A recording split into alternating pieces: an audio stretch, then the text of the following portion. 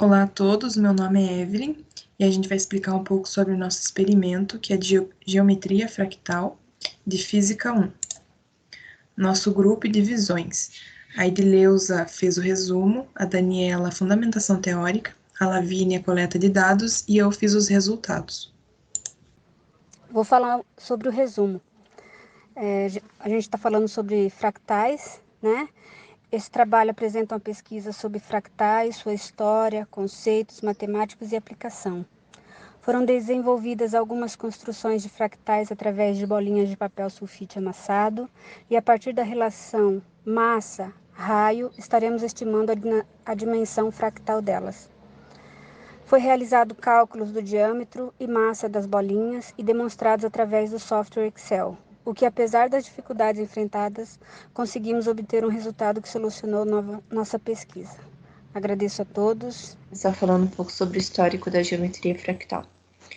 E logo no início eu já vou começar falando sobre a geometria euclidiana, que é a geometria das formas geométricas clássicas que a gente já conhece. Ela foi criada por Euclides de Alexandria por volta do ano de 300 a.C., com o objetivo de resolver os padrões matemáticos da natureza, pois acreditava-se que esta era a que melhor descrevia os fenômenos do nosso mundo. Porém, esta não era capaz de resolver alguns problemas, tais como representações das estruturas do couve-flor, as nuvens e os raios. As nuvens não são esferas, montanhas não são cones, as costas não são círculos e casca não é suave, nem relâmpago viaja em linha reta. Esta é uma frase de Mandelbrot, que ele descreve que a geometria euclidiana ela não consegue explicar alguns formatos reais da natureza, como por exemplo, ele diz, as montanhas não são cones, pois elas possuem uma geometria que possui maior complexidade, digamos assim, e elas não conseguem ser explicadas pela geometria euclidiana. Ainda segundo o trabalho pioneiro de Mandelbrot, os fractais eles são definidos como estruturas autossimilares, ou seja, aquelas que apresentam da mesma forma qualquer que seja a escala de fragmentação, Ou seja, tenho aqui um couve-flor. Se eu ampliar aqui um pedacinho dele, eu posso ver aqui, que existem vários formatos iguais aqui dentro desse couve-flor, e aqui, tem, se eu pegar aqui um pedacinho desse daqui, eu vou ter o mesmo formato. Então, mesmo que eu fragmente os pedacinhos, esses pedacinhos fragmentados, eles possuem a mesma similaridade que o produto original, objeto original. Mesma coisa, por exemplo, aqui essa figura da estação Ambaia, ela possui esse formato, dentro dele existem outros pedacinhos aqui que possuem o mesmo formato desse formato original, e se eu pegar, por exemplo, um pedacinho aqui e ampliar, nesse caso aqui, eu terei o mesmo formato. Então, ou seja, isso, foi descrito como a autossimilaridade. O conjunto total, ele é constituído por pequenas réplicas desse mesmo conjunto, ou seja, qualquer que seja a ampliação considerada, teremos sucessivas cópias do objeto inicial, é o que eu já estava falando. Então, esta é uma imagem muito famosa, conhecida como conjunto de Mandelbrot. O conjunto de Mandelbrot, que é uma fractal, ele tem detalhes interessantíssimos, não só o conjunto de Mandelbrot, mas também aqueles anteriores que eu já falei, E outros tipos de fractais também possuem essas características, né? As quais essas, né, são da autossimilaridade. Então, o conjunto de Mendelbrot, se eu pegar, por exemplo, um pedacinho aqui, ampliar 4 vezes mais, eu vejo aqui que ele possui as mesmas, né, aqui, ó, o mesmo formato, né, as mesmas complexidades, a mesma aparência.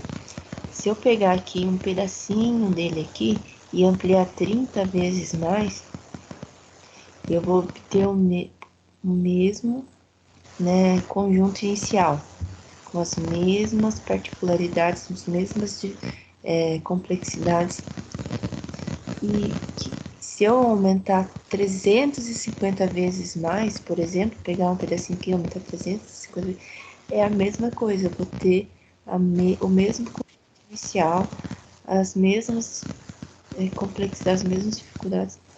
Então, né, quanto mais eu for aumentando, mais a ampliação pode ser, né, sucessiva, mas o objeto será a cópia do objeto inicial.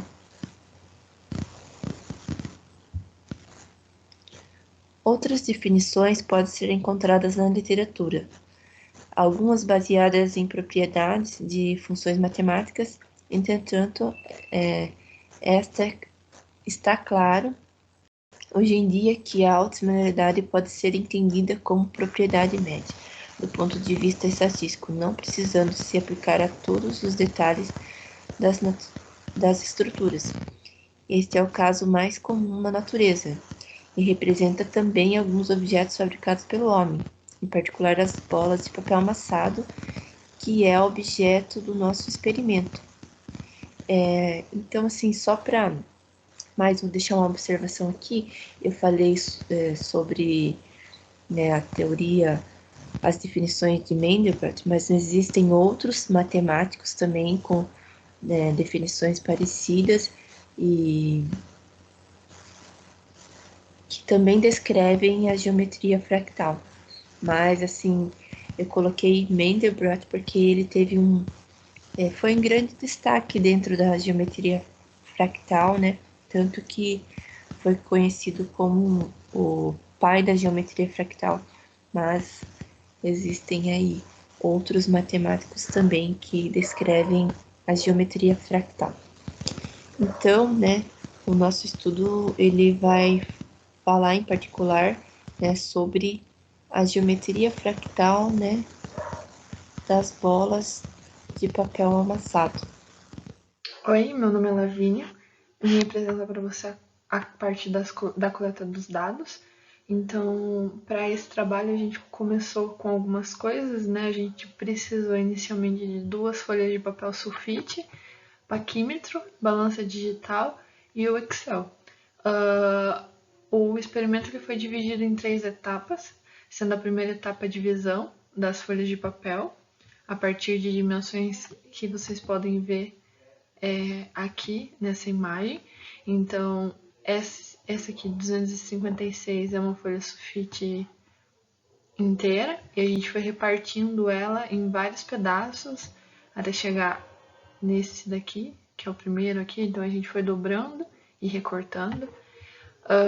A segunda etapa foi fazer as bolinhas de papel. Então, a gente amassou essas folhas, criando diversos tamanhos diversos diâmetros, né, de raio dessas bolinhas de papel. A força utilizada ela deveria ser mais ou menos a mesma, então ela teve que ser feita pela mesma pessoa, né, para aplicar a mesma força, porque a gente sabe que quanto mais a gente aperta o papel, mais a gente consegue comprimir ele. Então, para não dar erro na coleta dos dados, uma pessoa só que realizou essa atividade, no caso eu. Aí depois a gente começou a medir esses diâmetros de papel. Então, eu utilizei o paquímetro para fazer essa medição. O paquímetro ele tem fundo de escala 0,05 para poder realizar, né? Então, eu coletei os dados a partir desses papéis. Foram 50 amostras por bolinha, então a gente tirou 50 dimensões dela, a gente pegou o paquímetro e ficou rodando a bolinha, tirando de 50 pontos diferentes por bolinha, né? Então a gente conseguiu ver no slide anterior aqueles tamanhos, né? E a gente fez esses papeizinhos. Então foram feitos 50 desses papéis e aqui a gente conseguiu coletar. Então tinha de 256, 128 e assim sucessivamente. Quanto mais pequenininha, menorzinha, as dimensões do raio seriam menores, né? A gente também precisou coletar o peso dessas bolinhas para realizar o cálculo que vocês vão ver daqui a pouco. Então a gente foi pelo peso, a gente fez a partir do peso do papel completo. Então, uma folha de sulfite amassada tem 4 gramas. Então a gente tirou a partir dessa folha de papel. E aí, quanto menorzinha, a gente foi fazendo a correlação dela através de regrinha de 3. Essas foram os dados. Também tem gramatura do papel, 75 gramas por metro quadrado. Então, para confirmar que se eu fizesse esse cálculo, ia dar 4 gramas. Então, para confirmar que realmente eram 4 gramas, eu utilizei a balança para medir a gramatura do papel, que deu exatamente a quantidade que é. Então, a massa do papel é 4,67. A balança ela não tem essa variação depois da vírgula, a gente só consegue ver o valor inteiro de 4. Mas aí a gente foi fazendo, a gente utilizou essa tabelinha para fazer a correlação. Então, a 4, que é a folha de papel completa, a 5, a 6, até chegar na 12, que é a bolinha menor, a menor bolinha que a gente coletou. Aí tem a área do papel aqui, e eu fiz vezes a massa, né? Regrinha de 3, podia ter feito com a regrinha de 3, também podia ter utilizado a massa do papel. A massa do papel, ela vem descrita já na folha, no pacote do papel, no pacote de embalagem. Essa aqui foi a coleta dos dados, então esses foram os resultados que a gente conseguiu, a medida dos diâmetros. Então aqui a gente consegue ver o número de amostra, aqui vai amostras, né? Esse aqui vai de 1 a 25, aqui de 1 a 50, e aqui são os diversos tamanhos do papel. Então o A4, que é 256, A5, 128, e assim sucessivamente até chegar no 1 aqui. Então foram 9 diâmetros diferentes e coletando 50 amostras. Ela só requeriu paciência, né? Porque eram muitas amostras. Então a ideia foi pegar a bolinha de papel, a gente ficou rodando o paquímetro de diversos pontos até conseguir coletar todos esses dados. Esse foi o resultado das medidas. A gente fez a média do diâmetro do papel, diâmetro de cada um dos papéis, e o desvio padrão médio, para a gente saber qual é a variação desse papel. Então aqui, ó, embaixo, a gente consegue ver o resumo, né? Então, a folha 4 de 256, ela teve de média 3,8 centímetros, com uma variação de 0,12. A5 é um diâmetro de 2,82, mais ou menos 0,15. E assim sucessivamente até chegar na bolinha de 1. Com a coleta de dados a gente conseguiu fazer esse gráfico, né? Então a gente colocou aqui um resultado, né? Então a média, o resultado da média, e aqui a massa do papel. Por que a gente criou esse gráfico? Para mostrar para vocês ó, que a variação ela não é padronizada, né? Então, se a gente tem uma folha de papel A4, a gente teve o diâmetro de 3,80. O A5, que é a metade da folha de papel do A4, teve uma variação na medida do diâmetro de A variação teve uma média de 2,82. Então, é fácil ver que, mesmo sendo a metade, não quer dizer que a metade da bola de papel, a metade dessa folha 4, varia o diâmetro, né? Como que eu posso falar?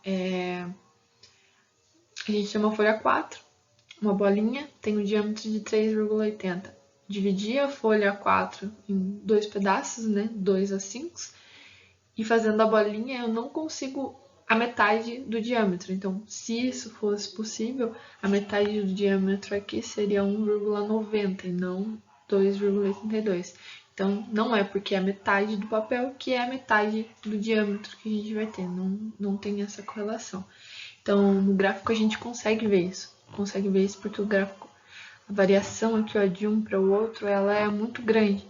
Você consegue perceber aqui, ó, variação pequenininha, pequenininha. Se ela mantesse uma constância, ia ser certinha, ia dar uma curva reta e não essa, né? Então, essa foi a medida que a gente consegue ver o resultado geral. E é isso, essa foi a coleta de dados. E aí, as outras meninas vão conseguir falar um pouco mais para vocês dos outros passos. Nesse experimento das bolinhas de papel, a dimensão linear que interessa é o diâmetro. Nesse caso, o modelo para essa relação entre a massa e o diâmetro é dado por essa equação, onde o m é a massa do corpo. Então, o m é igual ao k, que é uma constante, vezes o diâmetro do objeto elevado à geometria do corpo. Os resultados que queremos utilizar para encontrar uma linearização que melhor represente os valores estudados são representados pelas seguintes situações, onde o log de m, ao qual o m é a massa média de cada esfera, e o log do diâmetro, ao qual o diâmetro é a média de cada esfera, o diâmetro médio de cada esfera no caso. Com isso, buscaremos uma função linear para a relação, ou seja, a função linear é um gráfico linearizado para o diâmetro das esferas de papel, em função da massa, em escala logarítmica.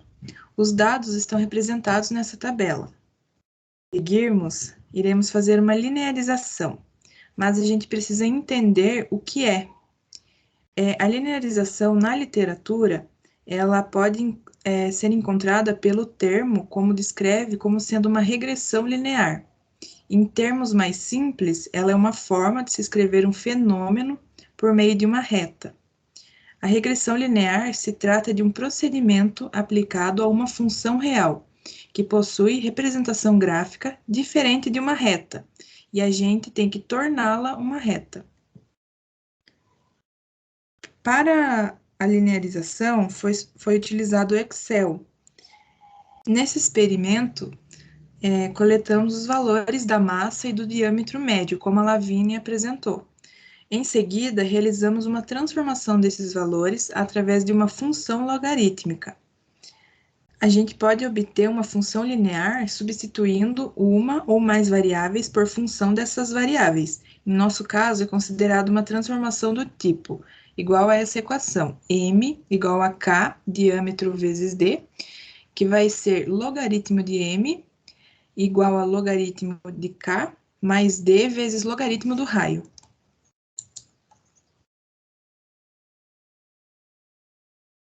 A gente aplicou aqueles valores da tabela que eu apresentei sobre a massa versus raio, e esses valores foram colocados no Excel. E eu usei a ferramenta estatística de análise de dados, ao qual estabeleceu uma função aproximada que melhor representasse o experimento. Dentro das opções, é possível escolher o tipo de modelo de regressão. No nosso caso, esse tipo é o linear. Esse é o gráfico de regressão linear.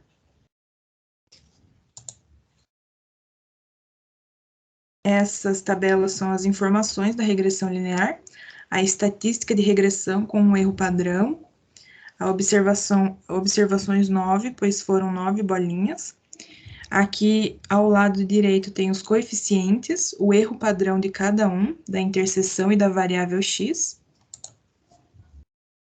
E assim, a partir dos dados que inserimos no Excel, ele nos retornará a seguinte função linear. Essa função foi o que o Excel nos retornou. Eu coloquei os mesmos dados no GeoGebra e também retornou essa mesma equação.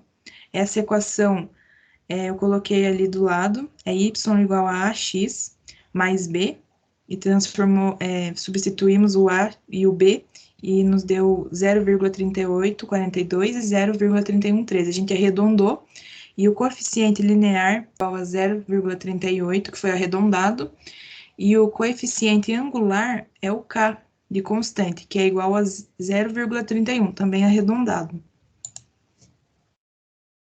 Usando a relação de D igual a 1 dividido por A, que o A, no caso, vai ser 0,38, a gente tem 1 dividido por 0,38, que vai dar a dimensão fractal de aproximadamente 2,63. Então, essa é a dimensão fractal que a gente encontrou. E agora, usando os resultados de D, que a gente acabou de achar, a gente pode calcular o volume de cada bolinha de papel utilizada, ou seja, tomando como base a expressão definida por Assis, dada por volume igual a 4π vezes 3 vezes R vezes D. E assim a gente tem esse gráfico.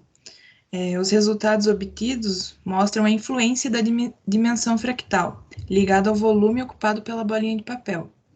A gente pode observar agora o valor da dimensão D, que ela pode ressaltar que a irregularidade é menor, pois o espaço ocupado é mais próximo da dimensão 3.